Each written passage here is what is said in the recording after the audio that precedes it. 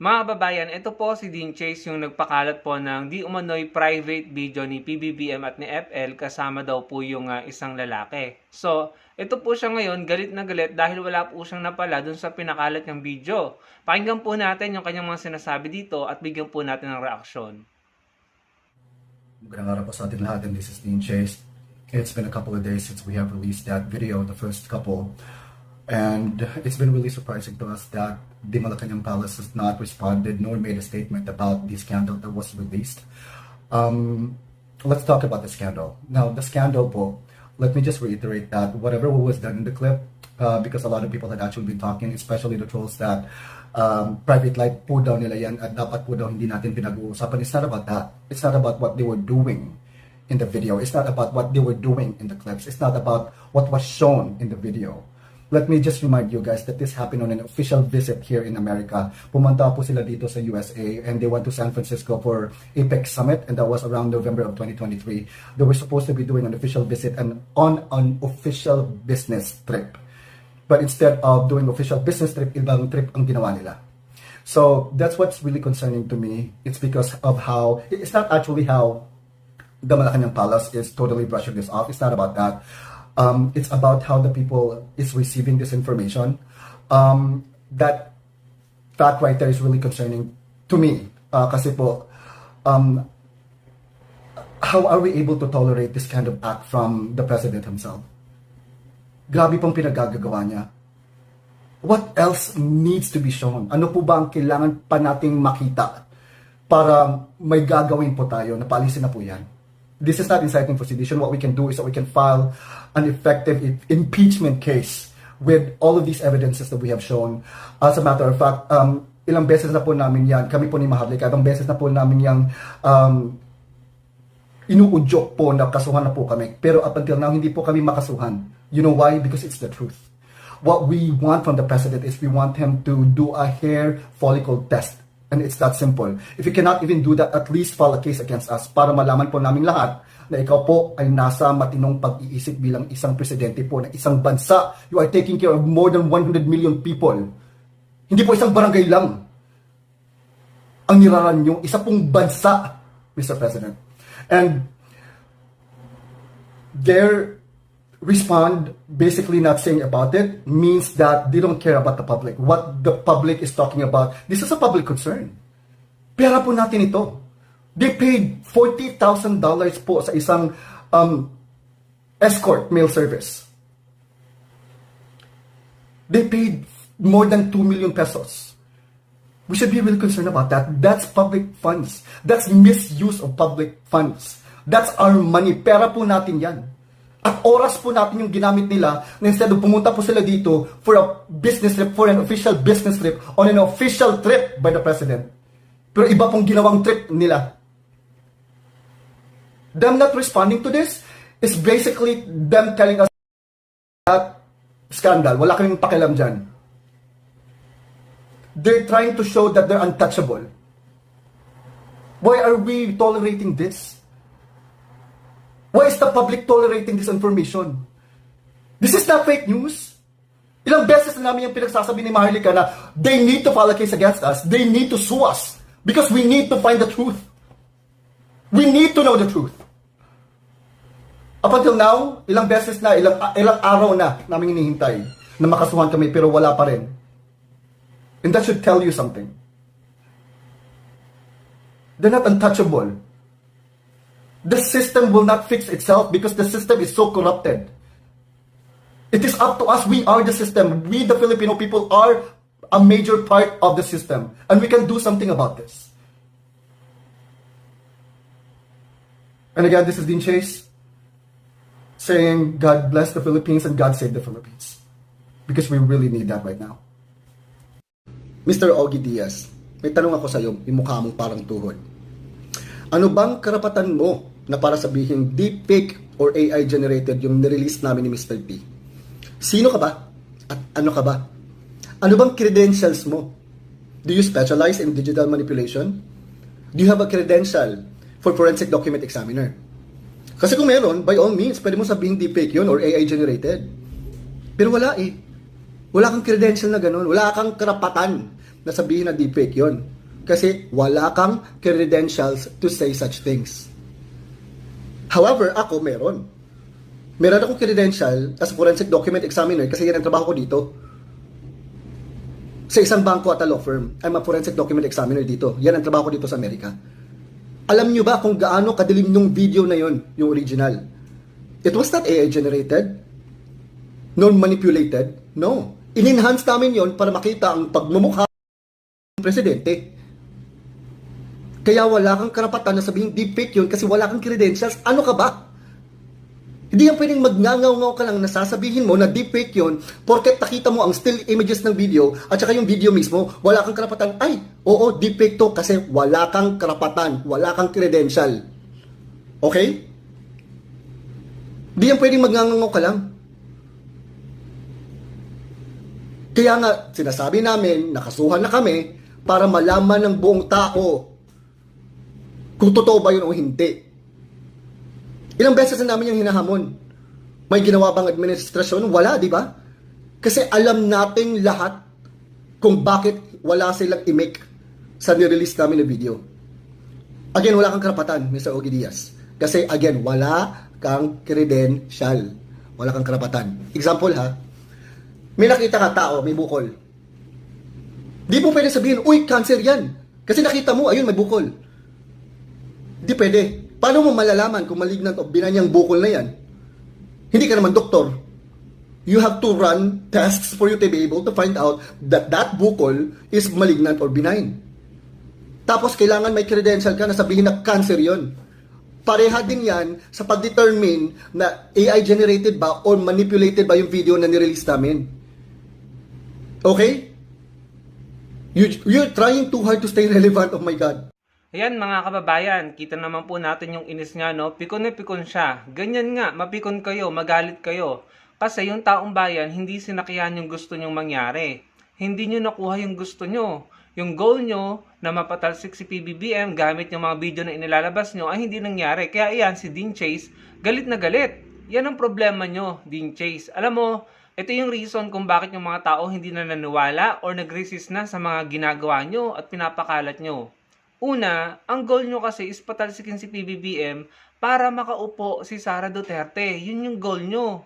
Doon pa lang, alam na namin na meron kayong intensyon na hindi maganda or pansarili. So, ginagawa nyo yan kasi gusto nyo paupuin si Sara Duterte. Kasi kung talagang kayo concerned sa Pilipinas at sa mga Pilipino, dapat noon pa lang, inilalabas nyo na yung mga gusto nyong ilabas.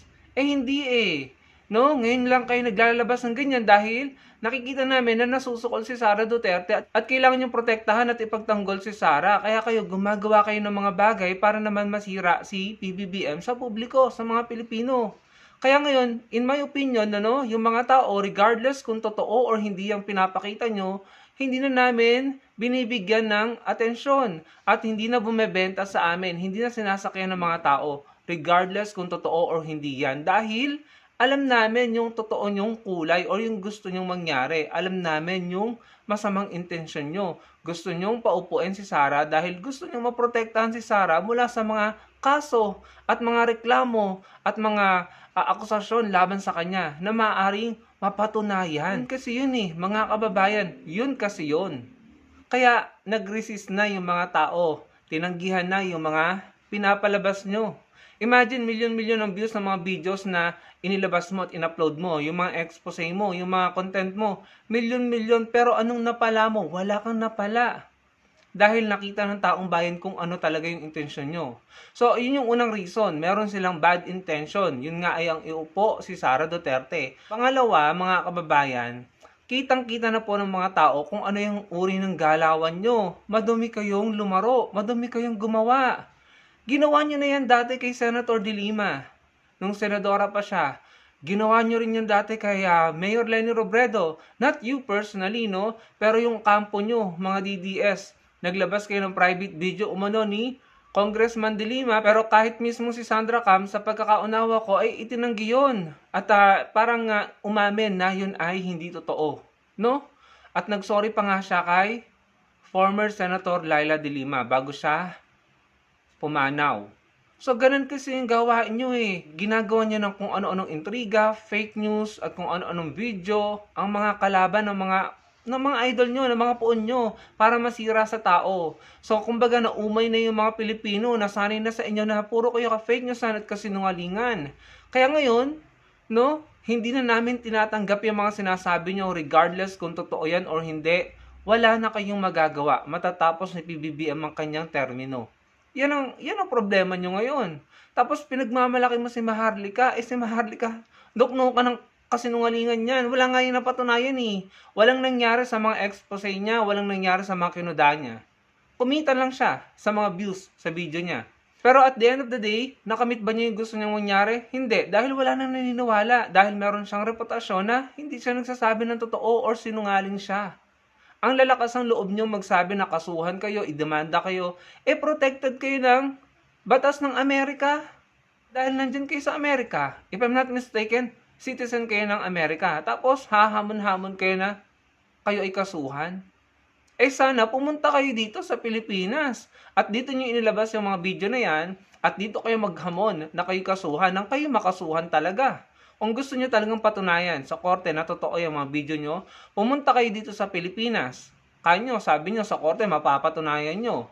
Di pumunta kayo dito sa Pilipinas at dito kayo magpakaso, kakasuhan talaga kayo dito. At dito nyo patunayan na totoo yung mga video nyo. Kaso nasa Amerika kayo, naghahamon ng kasuhan kayo, paano kayo kakasuhan? Meron kayong protection from US law.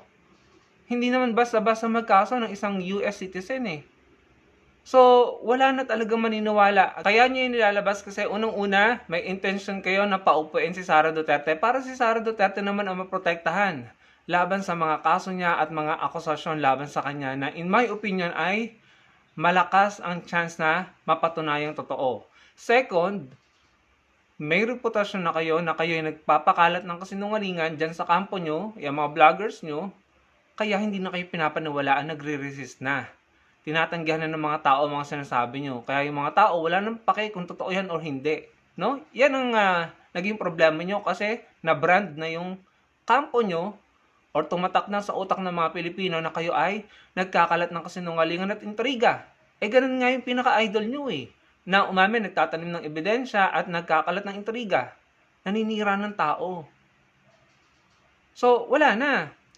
Tapos, pangatlo, questionable na yung inyong layunin or yung sincerity nyo. Dahil kung totoo na marami kayong alam, bakit ngayon nyo lang nilalabas yan? Or bakit last year? Or bakit ngayon lang? Bakit hindi nyo inilabas noon? Nung panahon ng eleksyon? Hindi ba mga kababayan? So, kung hindi pala nagkagalit si Sara Duterte at si PBBM, itatago nyo yung mga alam nyo?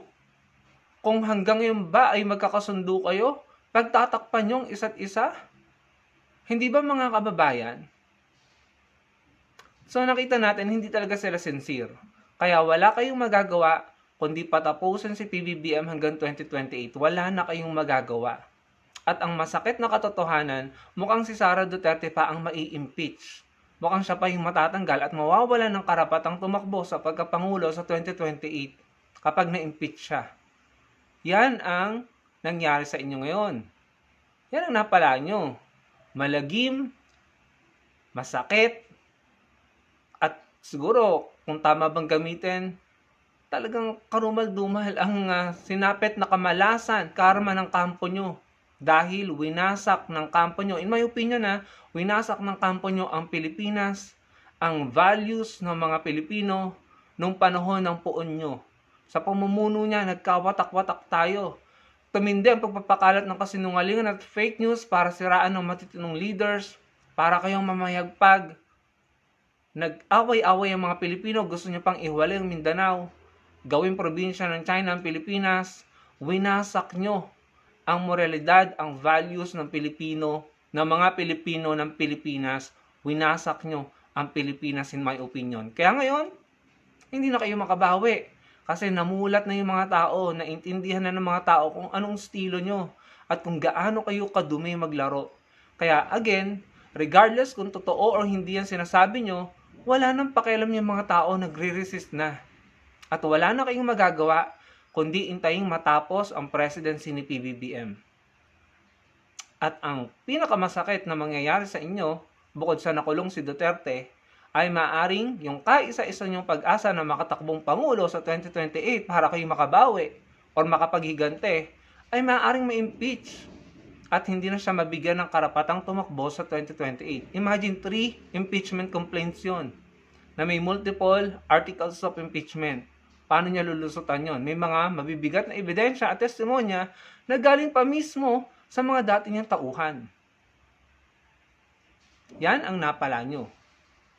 Dahil ginulo nyo ang Pilipinas.